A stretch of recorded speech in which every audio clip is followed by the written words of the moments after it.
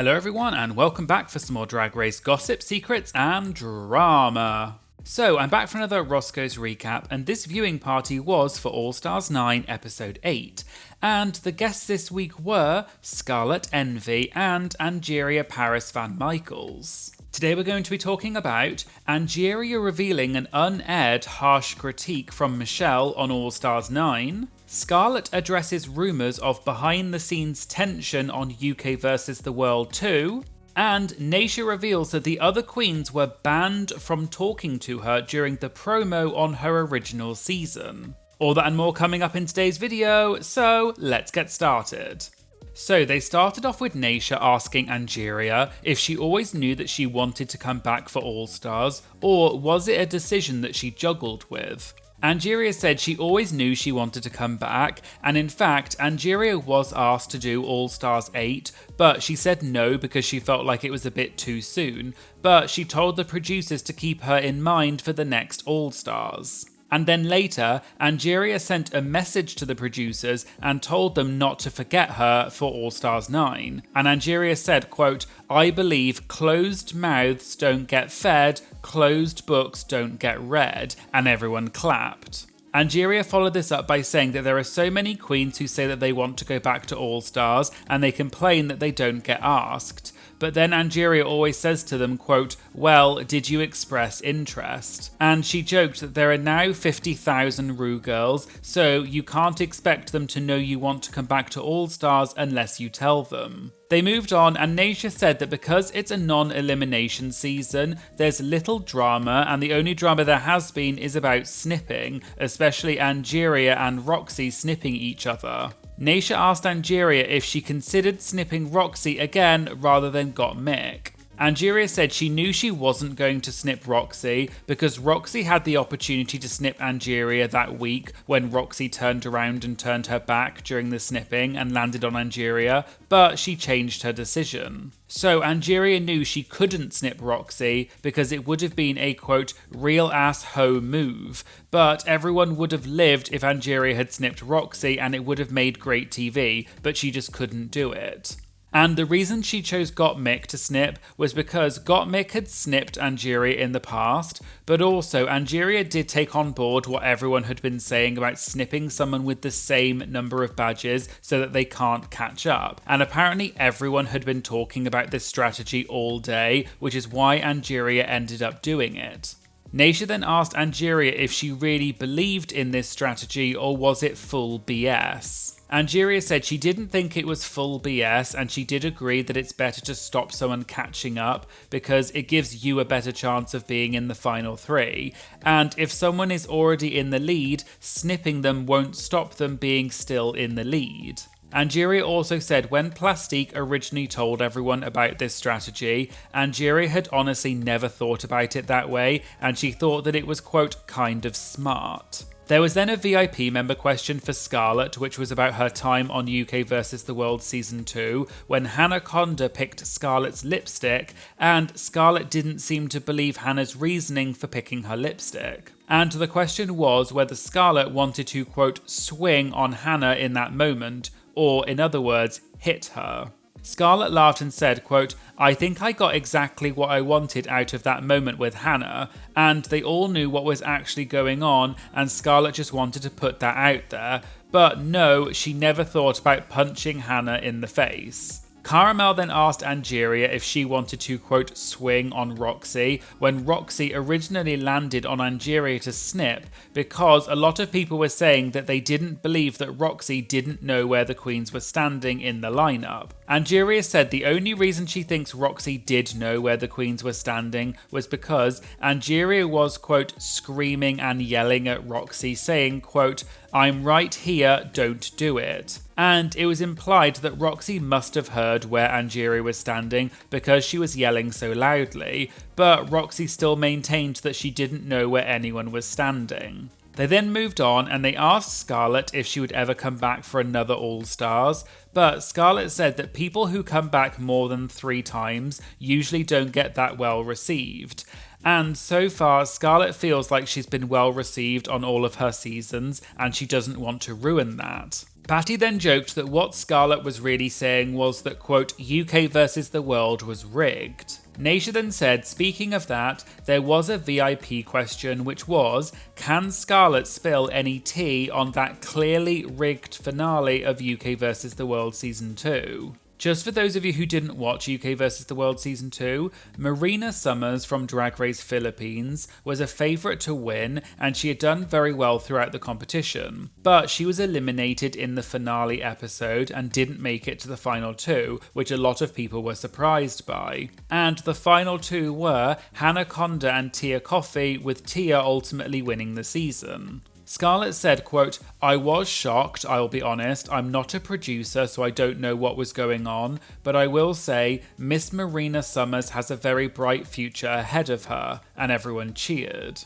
Scarlet also said she thinks that this will help Marina and everything happens for a reason and that Tia is a great winner. But in that moment, quote, my jaw literally hit the ground. Naysha then asked if they filmed alternative outcomes for the winners, or did they only film one version? Scarlet said they filmed 3 different outcomes and one of them was a tie, but she did say that they all thought the tie was going to be the version that would air, but it didn't. Angeria also said she thought the tie would also win because she did Binge Queens for that season, so she got to watch all 3 of the alternative endings. Just for anyone who doesn't know, Binge Queens is a web series on Wow Presents Plus and YouTube where Drag Race queens watch episodes of Drag Race and give their commentary about it. And Angeria was on Binge Queens for UK vs. the World Season 2, and from what she said, they got to watch all 3 of the alternative endings, even though only one of them got shown in the final edit, and Angeria said she had to give 3 different reactions for all 3 endings. Scarlet was surprised by this and said that when she did Binge Queens for All Stars 7, they didn't get to see any of the alternative endings. And in fact, they didn't even get to see the finale episode, and the producers just told them to clap and say, quote, congrats to our new queen, but they didn't even know who actually won, they just blind reacted. They then talked about this week's main challenge, which was a design challenge, and Angeria said that she changed her costume multiple times and her first outfit was too small and she didn't have enough fabric to make it bigger, so she had to make something else instead. Naysha then spilled some tea about the fabric and said that the stairs in the workroom where RuPaul enters from, behind that door there are 2 directors' chairs that are usually where RuPaul and Raven sit, and they have a monitor on the other side and they watch what's happening inside the workroom. So if you're having any conversations inside the workroom, RuPaul and Raven may be watching and listening to it.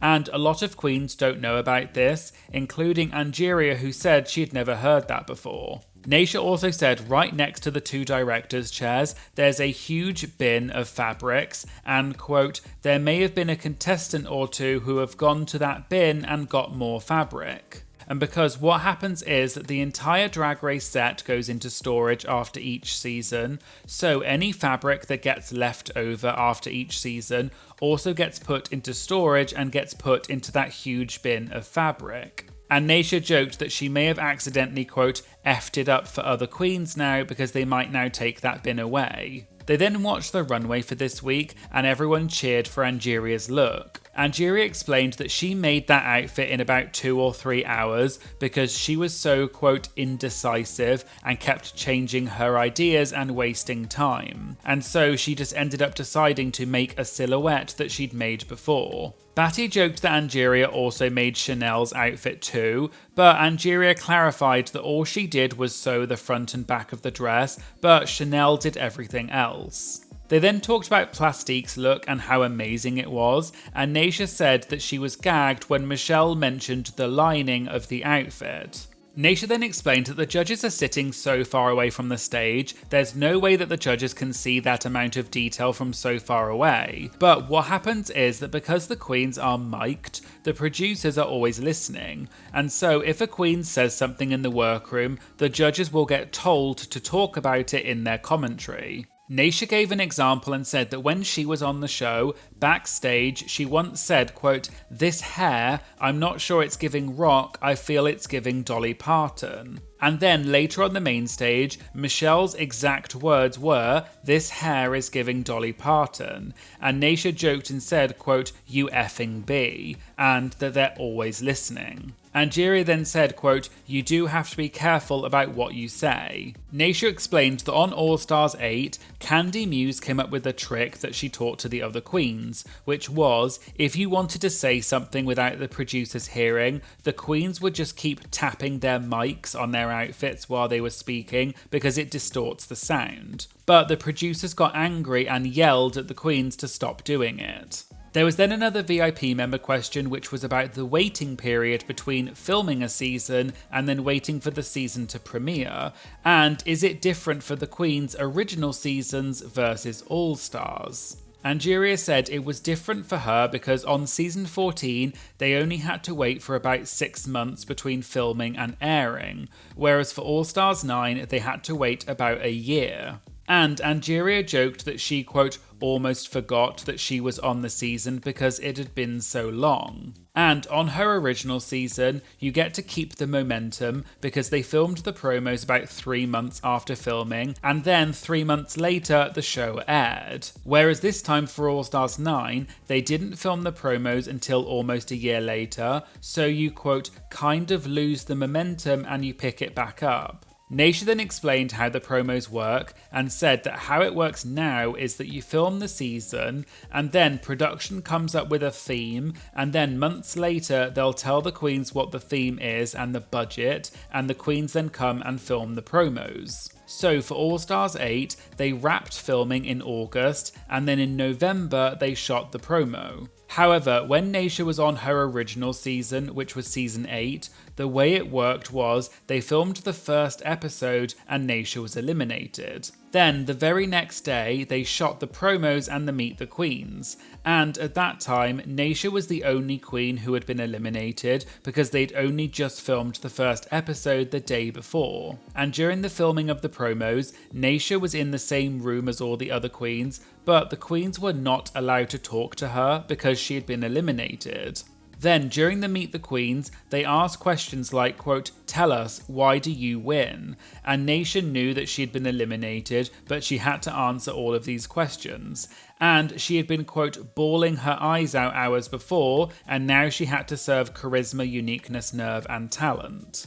Naysha also said that back in the day, the show used to do things like that, and they would just kind of figure out what they were doing with the promos because they were still figuring out how to do things. And in fact, when they were doing the promos for season 8, Acid Betty thought that Naysha was being, quote, bitter because she wasn't talking to anyone. But then Naysha turned around and told her that she actually wasn't allowed to talk to any of them because she had been eliminated. Angeria said she thinks that a lot of international seasons still do it that way, and then Scarlet said, quote, "Do you want to know?" and everyone yelled yes. Scarlet said for season 11 and All Stars 6, they shot the promos about a year after filming the seasons, and it was, quote, very glamorous and it felt like they were at a resort. And they also had a famous art director, and they asked what music the queens wanted to play, and they had a fan going, and it's your moment and your fantasy. But then for UK versus the World, she was really excited because they were going to London. But what actually happened was, the day after they filmed the finale, they told Scarlet that she was shooting her promo the next day and her call time was 4 AM. And then she had to get straight away on a plane. So Scarlet joked that she basically ended up getting on the aeroplane in her promo gown, and she asked if she had time to shower and they said no, and she ended up washing her face in a cold sink and then went straight to the airport. So it was literally the opposite experience of how it worked on the US seasons, and on top of that, it was also Scarlet's birthday on that day. They then moved on to the audience Q&A section, and an audience member asked if there was any behind-the-scenes drama on UK versus the World, because it always seemed that there was some underlying tension between Scarlet and the other cast members. Scarlet joked and said, quote, "Is it me? Am I the drama?" Just to quickly touch on this because I thought it was interesting, this line is clearly a reference to Scarlet's All Stars 6 Meet the Queens, where she said, "Is it me? Am I the drama?" and this moment went viral online. Scarlet did talk about this at one point during the viewing party and said that this line was not planned and she didn't realise it was going to go viral. She explained that the reason she said that was because they filmed the Meet the Queens for All Stars 6 before the season aired. So Scarlet didn't know how she was going to be edited or what was going to be shown. But during the filming of the Meet the Queens, the producers asked Scarlet if she was the villain of the season, and Scarlet was genuinely not sure why they asked her that question, and she thought maybe they were implying that they were going to edit her to be the villain. So when she said, quote, "Is it me? Am I the drama? I don't think I'm the drama. Am I the villain?" She was genuinely asking those questions to the producers because she felt like they were implying that Scarlet might be edited to look like the villain because she hadn't seen the edit. And I thought this was just an interesting insight into this viral moment. Anyway, back to Roscoe's, and the question was whether there was any backstage drama or underlying tension between Scarlet and the other queens on UK vs. the World 2. Scarlet said, quote, "Yes, there was tension, I guess. I don't really quite know why." She then added that it's been announced that they will be doing a Bring Back My Girls reunion at DragCon LA, so maybe they'll revisit that question then. Another audience member then asked Angeria what was the harshest unaired critique that Michelle or another judge gave them on All Stars 9. Angeria said that Chanel may have already said this last week, which she did, but during the makeover challenge with the firefighters, Michelle apparently said that they were, quote, "moving like senior citizens." And Angeria thought it was funny, but apparently Chanel was, quote, peed about it, and they also told Chanel that she looked like Tammy Faye, and apparently Chanel said that she was, quote, over it. And even their makeover partner was apparently upset about that critique, and him and Chanel were just sitting later on the couch looking really annoyed. Angeria also added that what Michelle said was that they were supposed to be pop stars, but they were actually giving, quote, pop stars at the nursing home. And finally, an audience member said that a lot of fans are complaining that Untucked is boring now because there's less drama. And so what do the queens think they should do to make it better? Naysha said that it's the show's fault, honestly, because for example, on All Stars 8, they did an unofficial reunion on set during the Fame Games episode where they did the talent show. And all of the queens came in and sat on the couch, and it was, quote, drama and arguing. Apparently, Alexis Michelle confronted Candy Muse about lying and said to her, quote, "I should have chosen you because you're an effing liar." And they all went back and forth, arguing and shouting, but they didn't show any of it in the episode. And Naysha said, in her opinion, the reason they didn't show any of it is because nowadays, when there is drama on the show, the queens get a lot of hate online, including death threats. And the show has to be careful about protecting the queens' mental health, which is why they're now careful about what they show. Scarlet then finished by saying that the fans have a lot of power, and even if the fans think the show isn't listening to their feedback, Scarlet said they definitely are listening. And so if you have an issue with anything, make your voice heard and they probably will listen and they may change things. So there you go, there was the Roscoe's recap for All Stars 9 episode 8. Do you think that Untucked is now boring? And what would you do to change it? Let me know in the comments. And if you'd like to get early access to my videos as well as have your comments featured in my Have Your Say videos, please check out my Patreon and consider supporting me. It goes such a long way to helping support my channel and I really appreciate it. And I'll put a link to my Patreon in the description. I'd also like to say a massive thank you to all of my Patreon members who are amazing and support me every month. Thank you so much for being part of my Patreon. I really appreciate it and I really do love my Patreon community. You are all legends.